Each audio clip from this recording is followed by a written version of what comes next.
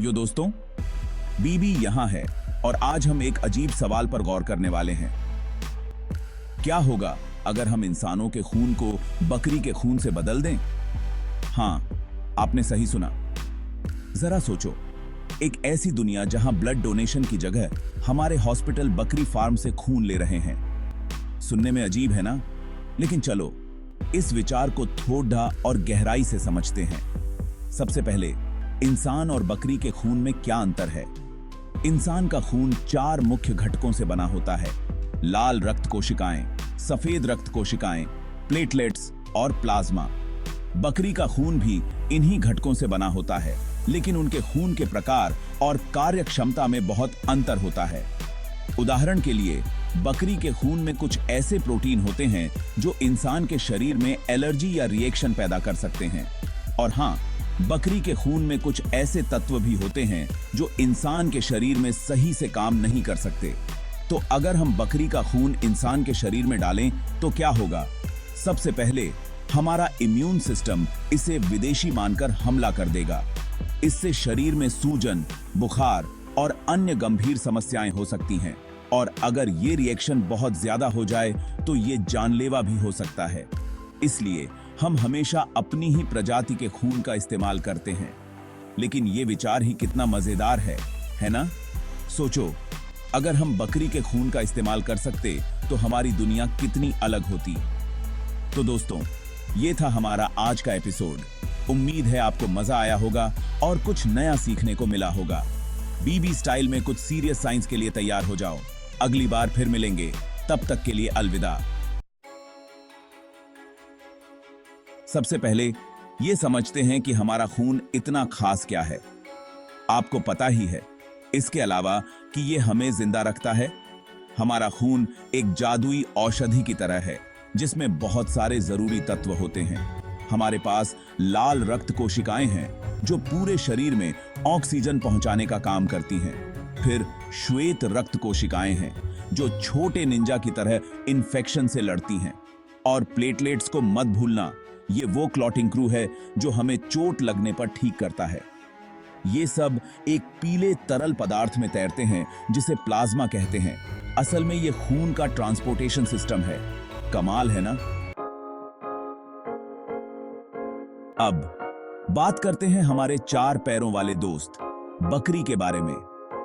बकरियां जो हमें दूध, मांस और ऊन देती हैं, उनके शरीर के अंदर क्या चल रहा है ये जानना भी उतना ही दिलचस्प है। जाहिर है, उनके पास भी खून होता है जो उनके शरीर के हर हिस्से में पोषक तत्व और ऑक्सीजन पहुंचाता है। लेकिन ये हमारे खून से थोड़ा अलग होता है। इंसानों और बकरियों के खून में कुछ महत्वपूर्ण अंतर होते हैं। मेरा मतलब ये नहीं है कि बकरी का खून खराब होता है, बल्कि ये उनके शरीर की आवश्यकताओं के अनुसार अनुकूलित होता है। इसमें भी वही सब चीजें होती हैं: लाल रक्त कोशिकाएं जो ऑक्सीजन को शरीर के विभिन्न हिस्सों में ले जाती हैं, श्वेत रक्त कोशिकाएं जो संक्रमण से लड़ने में मदद करती हैं, प्लेटलेट्स जो खून को जमने में मदद करती हैं, और प्लाज्मा जो इन सबको एक साथ रखता है। लेकिन यहाँ एक चीज अलग है, रेसिपी अलग है। बकरियों के रक्त कोशिकाओं का आकार और बनावट इंसानों से अलग होती है। उनके रक्त कोशिकाओं का आकार और बनावट अलग होती है, जो उन्हें उनके पर्यावरण और जीवन शैली के अनुसार अनुकूलित करती है। और उनके प्लाज्मा में तैरने वाले प्रोटीन भी सिर्फ बकरियों में ही पाए जाते हैं। ये प्रोटीन उनके शरीर की विशिष्ट आवश्यकताओं को पूरा करने के लिए होते हैं। ये बिरयानी की प्लेट की तुलना चीज बर्गर से करने जैसा है। दोनों स्वादिष्ट हैं, लेकिन दोनों बिल्कुल अलग अलग चीजों से बने हैं। समझ रहे हो ना? इसी तरह बकरी और इंसान के खून में भी अंतर होते हैं, लेकिन दोनों ही अपने अपने तरीके से महत्वपूर्ण और अद्वितीय हैं। तो अगली बार जब आप किसी बकरी को देखें तो याद रखें कि उनके खून में भी एक अनोखी कहानी छुपी है जो उन्हें खास बनाती है। विज्ञान की इस अद्भुत दुनिया में हर जीव का खून उसकी अपनी कहानी कहता है, और बकरियों का खून भी इससे अलग नहीं है। तो चलिए इस अद्भुत जीव की और भी कहानियां जानने के लिए तैयार हो जाइए। बकरियों की दुनिया में आपका स्वागत है। तो क्या होगा जब आप इन दोनों अलग अलग रेसिपी को मिलाएंगे? तबाही मचेगी दोस्तों, हाहाकार मच जाएगा। उन प्रोटीन को याद करो जिनके बारे में हमने बात की थी। हमारा शरीर उनके बारे में बहुत नखरे करता है।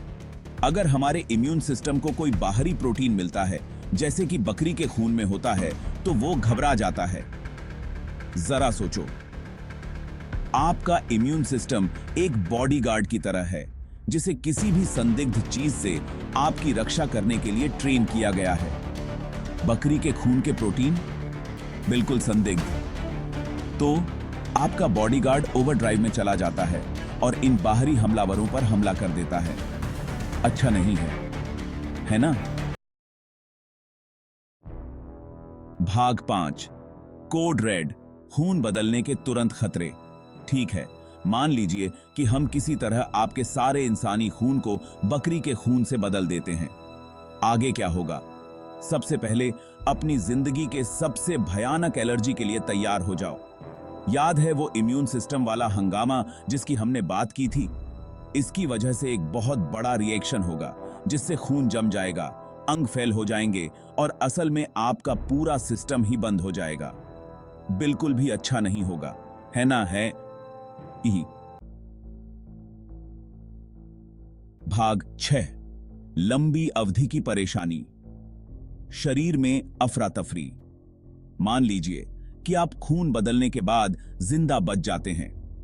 बधाई हो, आप आधिकारिक तौर पर एक मेडिकल चमत्कार हैं। लेकिन अभी खुशी मत मनाओ, क्योंकि परेशानियां अभी खत्म नहीं हुई हैं। याद है कैसे बकरी की रक्त कोशिकाओं का आकार और बनावट अलग होती है? हमारा इंसानी रक्त वाहिकाओं का जाल एकदम सही तरीके से बना है, और बकरी की रक्त कोशिकाओं को इसमें डालना साइकिल के रास्ते पर ट्रक चलाने जैसा है। यह काम नहीं करेगा।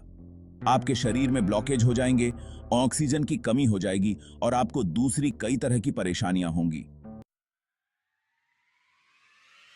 भाग 7, आखिरी फैसला। अपने ही खून का इस्तेमाल करो। तो लीजिए दोस्तों, साइंस साफ है। इंसानी खून को बकरी के खून से बदलना मुसीबत को न्योता देना है। हमारे शरीर अविश्वसनीय रूप से जटिल मशीनें हैं और थोड़ा सा भी बदलाव बहुत बड़े नतीजे ला सकता है।